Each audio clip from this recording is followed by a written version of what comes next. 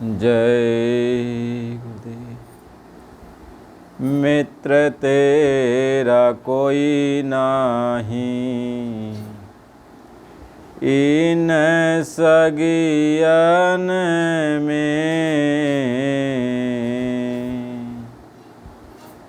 मित्र तेरा कोई नहीं, इन सगियन में। क्यों तू पड़ा सोवे इन ठगियन में। क्यों तू पड़ा सोवे इन ठगियन में। चेत करो प्रीति करो, चित करो प्रीति करो। सत्संग में गुरु तो ही रंग दे, नाम या रंग में। धन संपत परिवार सब छोड़ी चल एक छिन में। धन संपत परिवार सब छोड़ी चल एक छिन में। आगे रहने अधेरा भारी, काज करो कुछ दिन में।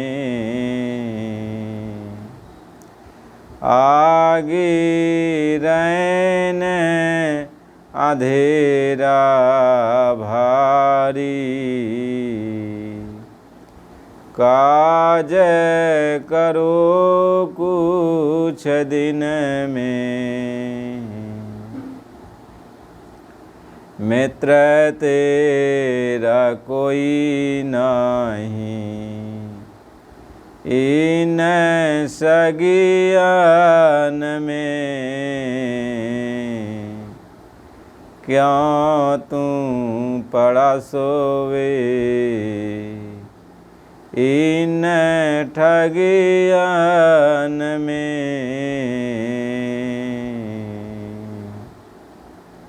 क्यों तू पड़ा सोवे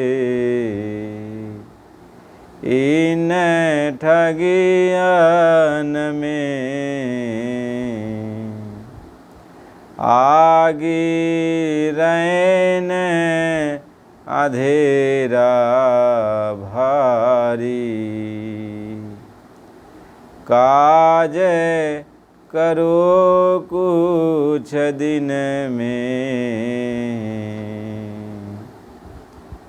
कल की खबर काल फिर लेगा, ना जाने क्या हो एक पन में। ना जाने क्या हो एक पन में। परम पूज्य परम संत बाबा जय गुरुदेव जी महाराज के चरण कमलों में कोटि कोटि प्रणाम। आप सभी प्रेमी भाई बहनों, आप सबको कोट कोट नमन बंदन। आप सबको जय गुरुदेव। आप सभी लोग ये सत्संग वचन आप लोग जो सुन रहे हो तो इसको बड़े ध्यान से पूरा सत्संग सुनो। देखो, ये मानव शरीर हम सबको जो मिला है यह अनमोल है। अनमोल उसको कहते हैं कि जिसकी कोई कीमत नहीं लगा सकता। अब कीमत क्या है? रुपए से, पैसे से, हीरा जवाहरात से, धन दौलत से, राजपाट से आप इसकी कीमत नहीं लगा सकते हो। यदि दुनिया की सारी संपदा को एक खेमे में रखकर और ये कहो जब ये शरीर छूटे और इसकी आरती करो कि सब कुछ तुम्हारे ऊपर कुर्बान करेंगे और तुम एक बार खड़ा हो जा, लेकिन ये मानव शरीर खड़ा होने वाला नहीं है। यानी ये इतना बेशकीमती है, इसका कोई कीमत नहीं। यह हमें आपको मिला है अपना काम करने के लिए। अपना काम क्या है? जो अपने साथ जाए। तो आप खुद विचार करो, यदि ये धन दौलत, राजपाट, महल अटारी, रुपए पैसे, परिवार समाज, इसमें कौन अपने साथ जाने वाला है? देखो, किसी के साथ कोई नहीं गया, न उसका धन गया, न दौलत गया, न राजपाट, परिवार समाज, कुछ उसके साथ नहीं गया। वह जब भी गया तो अकेले गया। यहाँ तक कि ये जो शरीर है उसकी सगी शरीर भी उसके साथ जाने वाली नहीं है। तो जो ये सगी शरीर भी आपके साथ नहीं जाने वाली है, तो फिर और जितना इस संसार में रिश्ते हैं, ये कौन आपके साथ जाने वाला है? तो कोई नहीं जाने वाला। तो शरीर के लिए, परिवार के लिए, समाज के लिए, ऐसे संसार में जो भी आप काम करते हो, तो ये अपना तो हुआ नहीं, ये पराया काम है। और ये पराया काम आपके साथ अब जाने वाला नहीं है। तो कुछ अपना करो। अब अपना काम क्या है? तो अपना काम तो आपको पता नहीं है कि अपना काम क्या है। तो अपना काम आप संतों महात्माओं के पास जाओगे, जो पहुँचे हुए महात्मा होते हैं, जो भगवान से मिले जुले होते हैं, भगवान के पास आते और जाते हैं। जब हम उनके पास जाएंगे तब वो हमको समझाते हैं कि अपना काम क्या है, कि जिस काम को करने से हमें यहाँ भी आराम मिलेगा, हमारी आत्मा खुशहाल होगी, और यहाँ से जब आत्मा हमारी चलेगी तब भी खुशहाली में चलेगी। तो वो अपना काम महात्मा बताते हैं, संत बताते हैं, और संत के सिवा उस अपने काम को कोई जानता नहीं। देखो, आप कहोगे हम पुण्य काम करते हैं या पाप काम करते हैं, ये कर्म भोग हमको भोगना पड़ता है, ये अपने साथ जाता है। ये वास्तव में सही है कि कर्म हम जो भी करते हैं, अच्छा और बुरा, ये अपने साथ जाता है। तो अपने साथ क्या करने के लिए जाता है? सुख और दुख भोगाने के लिए जाता है। यदि आपका बुरा काम है तो ये बुरा कर्म आपके साथ जाएगा, तो आपको नरकों में डालकर नाना प्रकार की तकलीफ़ दिलाएगा, 84 में भेजेगा, वहाँ नाना प्रकार का कष्ट दिलाएगा। पुण्य काम है तो आपको ऊंचे लोकों में, स्वर्ग आदि लोकों में ले जाएगा और वहाँ आपको सुख सुविधा से रहने देगा। लेकिन यह तब तक जब तक आपका पुण्य रहेगा, और जब पुण्य खत्म हो जाएगा तो फिर वहाँ से आपको नीचे उतार दिया जाएगा। मृतलोक में सेठ साहूकार, राजा महाराजा के यहाँ जन्म दे दिया जाएगा। जन्म से ही सुख सुविधाएँ आपको मिलेगी, आप किसी के दर्द को समझ नहीं पाओगे। फिर सुख सुविधा में अंधे होकर के आप फिर बुरे बुरे कर्म करके फिर नरकों 84 में चले जाओगे। ये तो अपना काम नहीं हुआ। ये तो जो हमने पाप और पुण्य किया, ये तो सुख दुख भोगने के लिए किया। इसलिए महात्मा समझाते हैं कि यहाँ तुम सोच समझ की चलना, और यह तो राह बड़ी आती टेढ़ी, और मन के साथ न पड़ना। यहाँ तुम सोच समझ की चलना, कहते या तो राह बड़ी टेढ़ी है, समझना पड़ेगा, समझ के चलोगे तभी आपका काम होगा। तो ये पाप पुण्य जो आपने किया यह भी अपना नहीं हुआ, क्योंकि यह आपको नरकों में और स्वर्ग आदि लोकों में ले जाएगा, सुख सुविधा में दिया देगा, और जब पुण्य खत्म होगा तो फिर मृतलोक में लाकर कर्म करा के अच्छा बुरा फिर आपको नरकों 84 में डाल देगा। तो अपना काम वो होता है जो आपको सदा सदा के लिए आनंद में रखे। ये जन्म और मरण का ये जो बंधन है नरकों 84 का, इससे अलग करा दे, उसको कहते हैं अपना काम। तो ये अपना काम न जप से मिलेगा और न तप से मिलेगा, न पूजा से मिलेगा, न पाठ से मिलेगा। ये अपना काम जप तप पूजा पाठ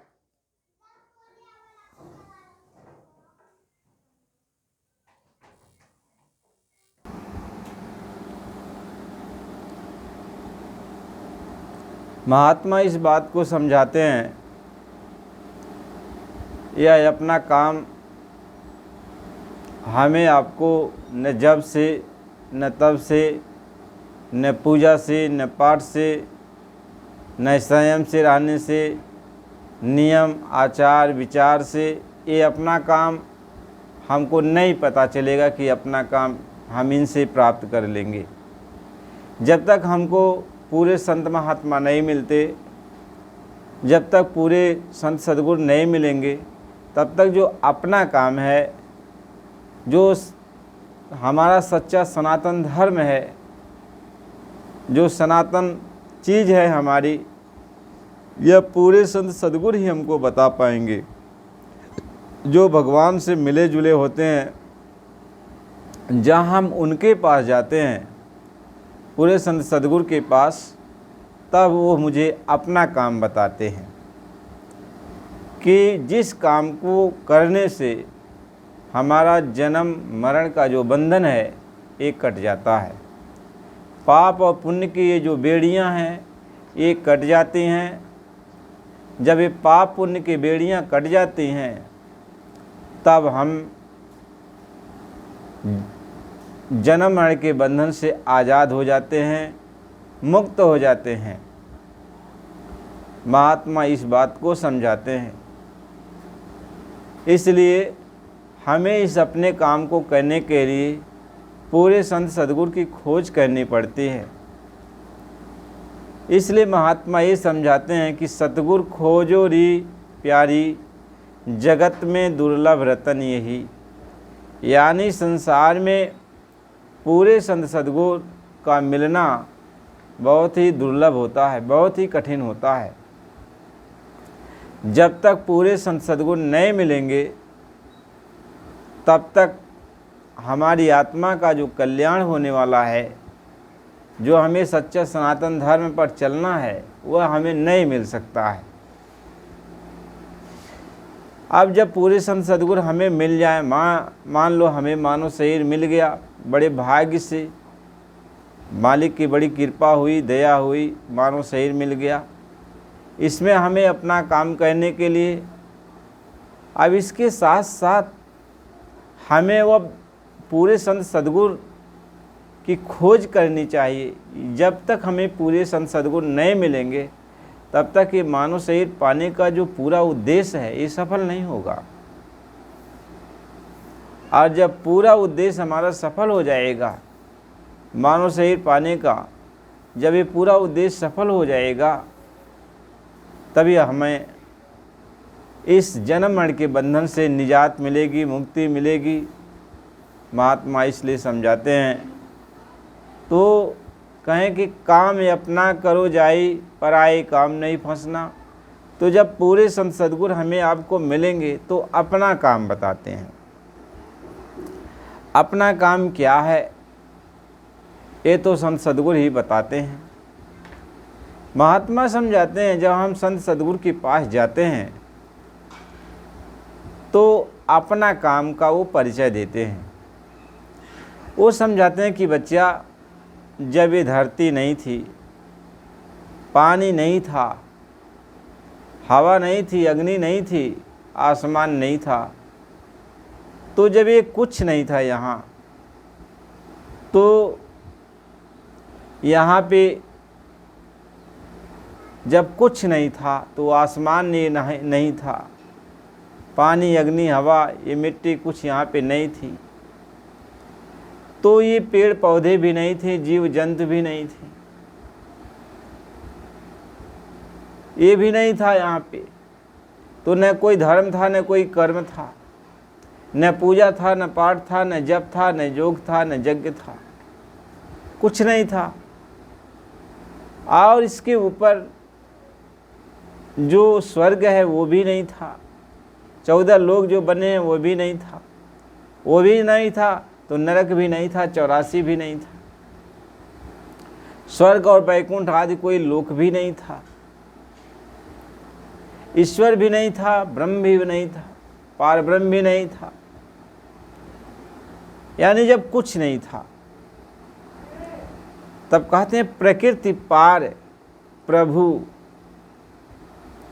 तो प्रकृति के पार यानी ये जब कुछ नहीं था तब वो मालिक एक अनिह आरूप अनामा आज सच्चिदानंद प्रभु धामा, तो वो मालिक एक था। जब कुछ नहीं था तो वो मालिक एक था, उसी को अनाम कहते, अनेक कहते, अरूप कहते। उस मालिक में सब कुछ समाये हुए थे, उस मालिक में ही सब था। वह मालिक अब भी एक है, आगे भी एक रहेगा, वह एक है। अब उसकी मौज उठ गई तो उन्होंने अपनी मौज में 3 देश बना दिया, अगम लोक, अलख लोक और सतलोक। और इन 3 लोक में सत्य ही सत्य है, और उसमें 3 रूप स्थापित कर दिया। अगम लोक में अगम रूप बन करके वो मालिक बैठ गया, अलख लोक में अलख रूप बनाकर बैठ गया, और सत्य लोक में सत्य पुरुष का रूप बना के बैठ गया। ये 3 देश अलग हैं, और आप भी वह अनामि महाप्रभु अलग है। और नीचे की जितनी भी रचना हुई ये सत्य पुरुष की मौज मर्जी से हुआ। सत्य पुरुष ने अपनी आवाज़ निकाली, उसमें असंख्यों नीचे के ब्रह्मांड सब बन गए, अनंतों ब्रह्मांड जिसकी कोई गणना नहीं है। सारे ब्रह्मांड को बना दिया, ब्रह्म पार ब्रह्म महाकाल आए। और इसके बाद जो है सब सारे ब्रह्मांड को सतपुरुष ने बना दिया। तो 16 पुत्र को नीचे उतार दिया, जिनको 16 ब्रह्म कहते। इन 16 ब्रह्मों को यह राज्य दे दिया कि अपनी आवाज़ पे बैठा दिया इन लोकों में, और कहा कि यहाँ के तुम राजा हो, अब यहाँ राज्य करो। तो ये 16 अपनी अपनी जगह पर राज्य बैठकर राज्य करने लगे। तो सोचने लगे हम लोग राज्य किस पर करें, जब यहाँ कोई प्रजा ही नहीं है, कोई आत्मा ही नहीं है। तो इन 16 ने बड़ी तपस्या किया। तो सत्यपुरुष जब खुश हो गए तो कहें क्या चाहते हो, कहें बताइए, आपने राजा तो बना दिया, लेकिन हम लोग राज्य किस पे करेंगे जब आत्मा है ये नहीं है, सूरत है ये नहीं है, तो हमें सुरतों का भंडार दे दीजिए। तो सुरतों का भंडार दे दिया सत्यपुरुष ने। और जब इस सुरतों को भेजा तो कहा कि देखो यहाँ कुछ मसाला है, ये गंदगी का, इसको साथ में लेके जाओ, और नीचे सबसे नीचे इन मसालों को छोड़ देना, और तुम लोग फिर वापस चले आना। और इन 16 से कहा कि इनको रोकना टोकना मत, इनको कोई तकलीफ़ मत देना, यदि तकलीफ़ दोगे तो सबको हम बुला लेंगे। इन 16 ने कहा कि हम अपने अपने राज्य में इनको ऐसा आराम से रखेंगे कि कोई तकलीफ़ इनको नहीं देंगे, और कभी भी ये वापस जाना भी नहीं चाहेंगे। तो सब लोगों ने अपने अपने राज्य में इन आत्माओं को मसाला में बंद करके रखा और घेर घार करके रखा है कि ताकि ये जाने न पाए। तो जो 16वां पुत्र निरंजन भगवान थे, तो हम सारी आत्मा इनके अधीन हुई। अब इन्होंने हम सारी आत्माओं को तन मन का पिजड़ा दिया माया के साथ मिलकर, और ये बहुत बड़ा जो है खेल रचा। अंड बनाया, पिंड बनाया, ब्रह्मांड बनाया, यह 3 लोक की रचना किया और 3 लोक का वो मालिक बन के बैठे। और हम सारी आत्माओं को नीचे इस मृतलोक में उतार दिया और मृतलोक का विधान बना दिया और कहा कि देखो तुम लोग जो है, हमारे देश का ये कानून है, यदि हमारे देश के कानून का तुम पालन करोगी तो हमारे देश के कानून में पाप और पुण्य लगेगा। तो हमारे देश का कानून का पालन करोगी, हमारे देश के कानून के हिसाब से तुम काम करोगी, तो तुम्हें पाप भी मिलेगा और तुम्हें पुण्य भी मिलेगा। तो पाप करोगे तो ये सज़ा, ये नरक है और ये 84 है, इसकी ये सज़ा, इसमें तुम्हें भोगना पड़ेगा। और पुण्य करोगे हमारे देश का तो तुम्हें स्वर्ग, वैकुंठ आदि लोक बनाया गया है, इसमें अच्छी अच्छी सुख सुविधा है, यहाँ तुम रहोगे आराम से।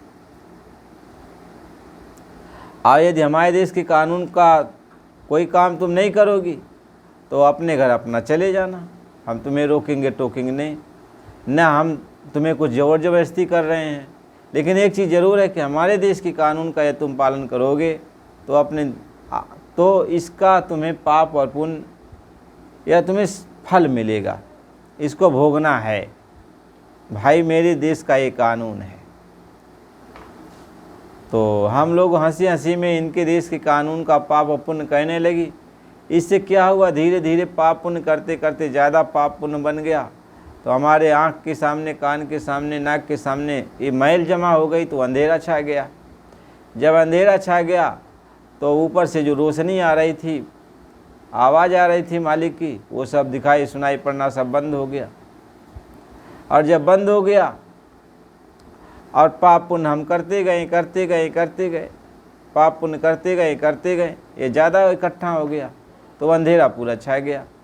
अब जिस रास्ते से हम आए थे, अब वह रास्ता जो है हम गए भटक, भूल गए।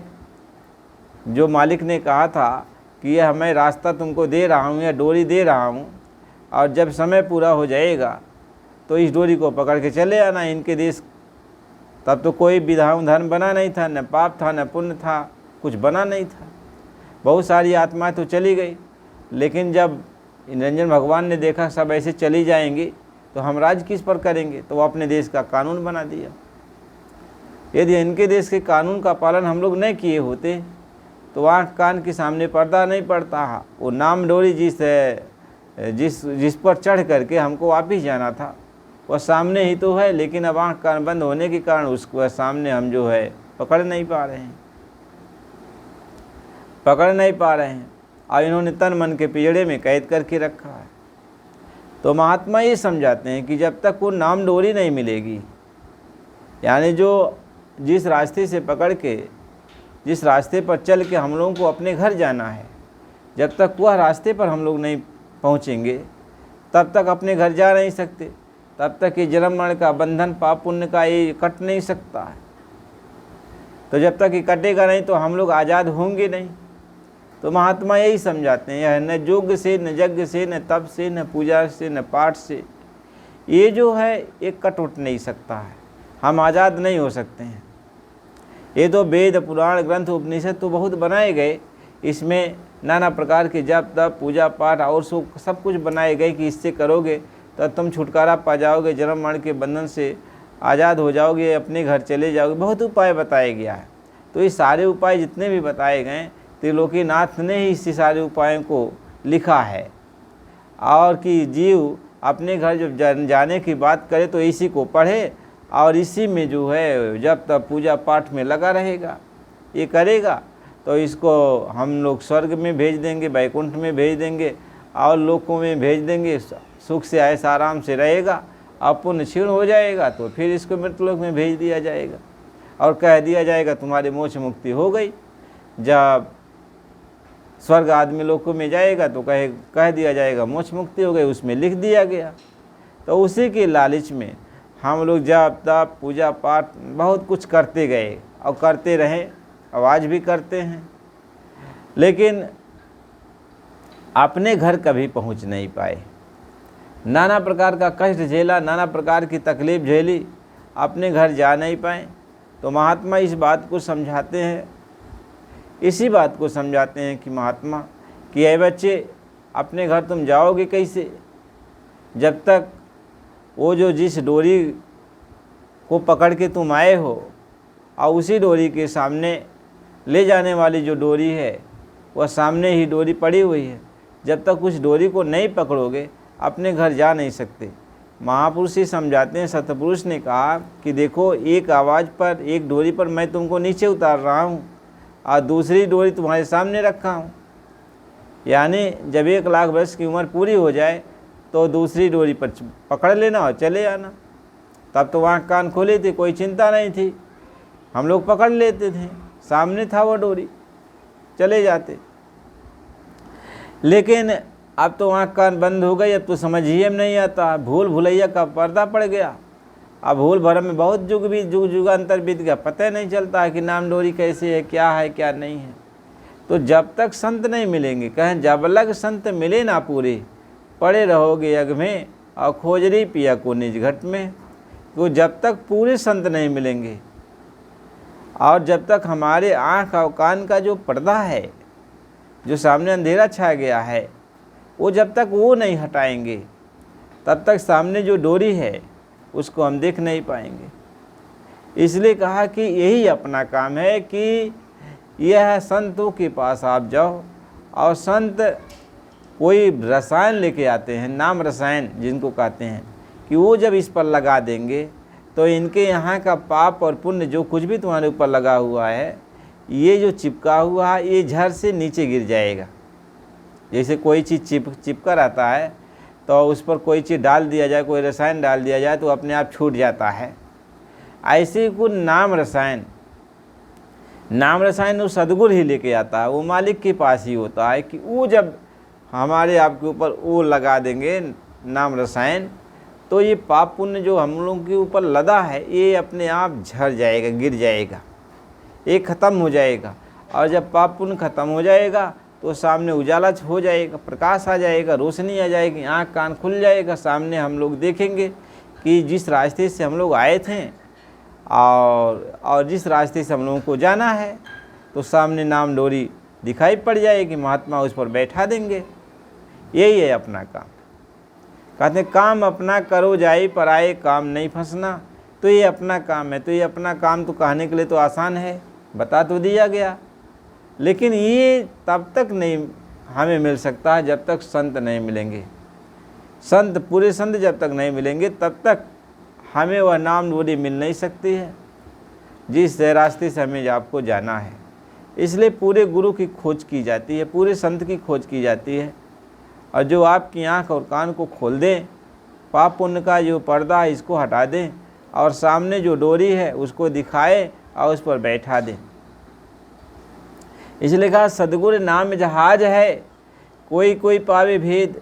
इस भेद को, इस जानकारी को कोई कोई जान पाता है कि सद्गुरु का जो नाम है वो जहाज है। नाम रसायन सद्गुरु जो है ला करके सारी आत्माओं को, जो भी उनके शरण में चले जाते हैं, आत्माओं को नाम रसायन उसके हृदय में डाल देते हैं। हृदय में इसलिए डाल देते हैं कि हृदय में ही सब अंधेरा छाया हुआ। तो जब नाम रसायन अंदर में पड़ गया तो धीरे धीरे सब मैल ख़त्म हो जाती है, सारी मैल पाप पुण्यों की ख़त्म हो गई। और इसके बाद जो है आत्मा के सामने उजाला छा गया। कहे परम प्रकाश रूप दिन राति, और ना चाहे दिया घृत बाती। तो परम प्रकाश जो है आप सामने प्रकट हो जाता है। ये कब होता है? जब महात्माओं की कृपा हो जाती है, पूरे संत की कृपा हो जाती है, तब ये काम होता है। कहीं बिन सद्गुरु ये सब हो ही नहीं सकता है, बिना सद्गुरु के ये कुल ये सब कुछ भी नहीं हो सकता है। महात्मा इसी बात को समझाते हैं। इसलिए पूरे गुरु की खोज करनी पड़ती है, पूरे संत सद्गुरु की खोज करनी पड़ती है, तभी ये काम होता है। अब हम पूरे गुरु की खोज नहीं करते, पूरे संत सदगुरु की खोज नहीं करते, और फिर अपन भरमते रहते हैं, इधर का उधर, उधर का इधर, लड़ाई झगड़ा में, वाद विवाद में। महात्मा कहते हैं वाद विवाद का मार्ग नहीं है, धर्म मजहब में लड़ाई करने का मार्ग नहीं है, छोटा बड़े की बात नहीं है, कौन मजहब ऊंचा है कौन मजहब नीचा है इसकी बात नहीं है, कौन जात पात के चक्कर में फंसने की ज़रूरत नहीं है। आप तुम्हें अपने घर चलने की ज़रूरत है, तो धीरे से इन्हीं सब के बीच में रहते हुए, सब कुछ निर्वाह करते हुए, इन्हीं के बीच में रह करके तुम्हें सद्गुरु जब मिल गए तो बस धीरे से जो है वो अब नाम रसायन अंदर में रखो, और धीरे से जो है सब पर्दा को उतार दो, और आँख कान खुल जाए, नाम डोरी को पकड़ लो, अपने घर आओ और जाओ। सनातन धर्म यही है। महात्मा ये समझाते हैं सनातन धर्म यही है कि आप अपने घर जाओ और अपने घर से आओ, आओ जाओ आओ जाओ। महात्मा ये समझाते जब आने जाने लगोगे अपने घर, जब तक 100 की पूंजी है रोज़ आओगे रोज़ जाओगे, और जब पूंजी ख़त्म हो जाएगी अपने घर चले गए, फिर वापस आना नहीं है। तो महात्मा इस बात को समझाते हैं। इसलिए काम अपना करो जाई, पराए काम नहीं फंसना, नाम गुरु का संभाले चल, यही है दाम गठ बंधना। यह जो है गुरु का जो नाम है इसी को संभाले चल। यह कहते हैं नाम रसायन जिन पिया शीश दक्षिणा दे। तो नाम रसायन जो है इसको आपको अपने अंदर डालना है, अपने अंदर इसको हजम करना है। ये गुरु ही कराएंगे, सद्गुरु ही कराएंगे। धीरे धीरे धीरे धीरे सब मैल छूट जाएगी, सब मैल छूट जाएगी। तो नाम की बात है। तो हम लोग गुरु के पास गए तो नाम रसायन प्राप्त करने के लिए, तो सद्गुरु ये कहते हैं अब तो तुम्हें सत्संग पहले सुनो, जब तक सत्संग नहीं सुनोगे, समझदारी नहीं आएगी, तो इसकी कदर नहीं समझोगे, इसकी कदर नहीं समझोगे, इज्जत नहीं करोगे, नाम रसायन को अपने अंदर रखोगे नहीं। वैसे जो है कहते हैं कि वैसे जैसे दीवार में एक कोई चीज़ रखने वाला ताखा बनाया जाता है, तो कहते हैं उसी में जाके रख दोगे, खूंटी पे माला टांग दोगे। कहते नहीं, जब तुम्हें जानकारी हो जाएगी कि नाम में क्या है, क्यों दिया गया है, ये नाम रसायन अंदर में कैसे काम करेगा, जब तक पूरा सत्संग नहीं मिलेगा, पूरा सत्संग नहीं सुनोगे बराबर, तब तक तुम इस पर भरोसा नहीं करोगे, विश्वास नहीं करोगे। लेकिन जब सत्संग सुनने लगोगे तो भरोसा हो जाएगा, विश्वास हो जाएगा, तब जो है तुम नाम को अपने हृदय में धारण करोगे। जब नाम को हृदय में धारण कर लोगे तो कहते हैं जब ही नाम हृदय धरो भयो पाप का नाश, और मानो चिन्हगी आग की परी पुरानी घास। कहते नाम जब अंदर प्रकट हो जाएगा, नाम को अंदर जब धारण कर लोगे तो जो पाप पुण्य है धीरे धीरे ख़त्म हो जाएगा। जब ख़त्म हो जाएगा तो पाप पुण्य रह ही नहीं जाएगा, उजाला अपने आप हो जाएगा। आँख कान खुलने का मतलब कुछ और थोड़ी है कि आँख कान खुलने का मतलब यही कि तुम्हारे सामने पाप और पुण्य न रह जाए।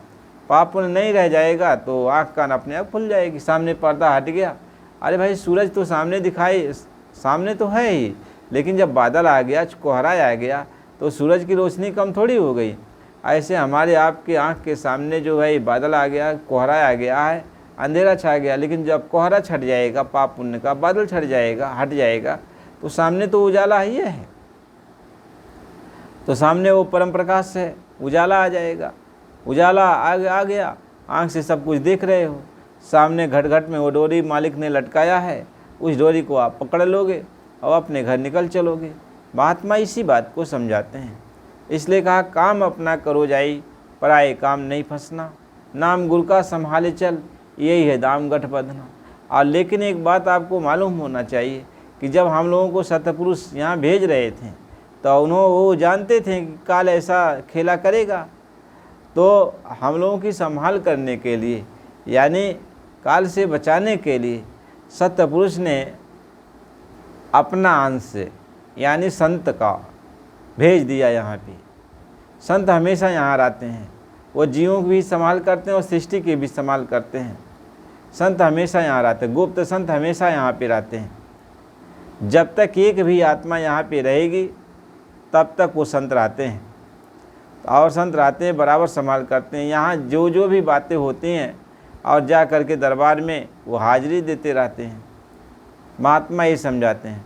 अब ये 750 बरस हुआ कबीर साहब के समय से, तब प्रगट संत मालिक की मौज उठ गई, तो अब संत आए फिर, लेकिन अब वो प्रगट का मतलब ये होता है कि अब सबके बीच में वो अपना परिचय देने लगे, यानी जीवों को समझाने बुझाने लगे, सत्संग सुनाने लगे और कहें कि मतलब अब तुम अपने घर चलो, हम तुम्हें रास्ता बताते हैं।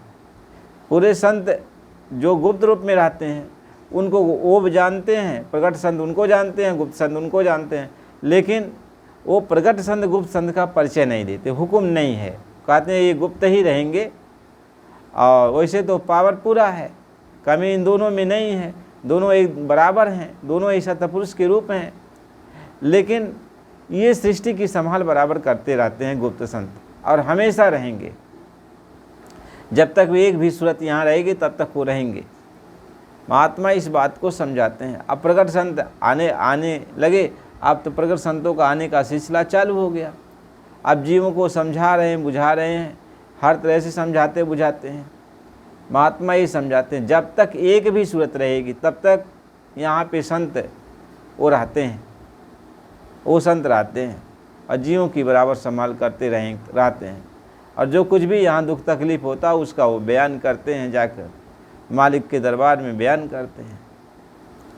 इसलिए प्रेमी भाई बहनों, अब जो है जब मालिक आया तो वो अपना परिचय देते हैं, प्रगट संत अपना परिचय देते हैं कि हम आए वही देश से जहाँ तुम्हारा धाम, और तुमको घर पहुँचाना बस एक हमारो काम, तो तुमको अपने घर पहुँचाने के लिए मैं आया हूँ। यही सच्चा सनातन धर्म है कि वो जिस मार्ग से हम लोग आए हैं और जिस मार्ग पर से हम लोगों को अपने घर जाना है, उसी मार्ग का हमको परिचय मिल जाता है, उस मार्ग पर हम लग जाते हैं, तो वही सच्चा है सनातन धर्म। और वह हमेशा रहेगा। वह जो सच्चा सनातन धर्म है, वो उसके बाद ये कहो कि दूसरा और कोई धर्म है तो न दूसरा कभी होगा, न होने का कोई सवाल ही है। सनातन धर्म जो है सच्चा, वह हमेशा एक ही रहेगा, एक ही रहेगा अपने घर आने और जाने का। ये कहो कि कोई दूसरा तो दूसरा नहीं, उसके बराबर में कोई दूसरा नहीं। इसलिए प्रेमी भाई बहनों, आप सब लोग सत्संग सुन रहे हो, नए प्रेमियों और पुराने प्रेमियों, तो नए हो तो चैनल को लाइक करो, सब्सक्राइब करो। फिर सनातन धर्म से जुड़े आत्मा को अपने घर जाने की जो कथा है, इसके बारे में सत्संग बराबर जारी हो रहा है, तो कल भी आपको सत्संग सुनाएंगे, सत्संग आपके पास जाएगा। तो चैनल को लाइक करो और सब्सक्राइब करो। जय गुरुदेव।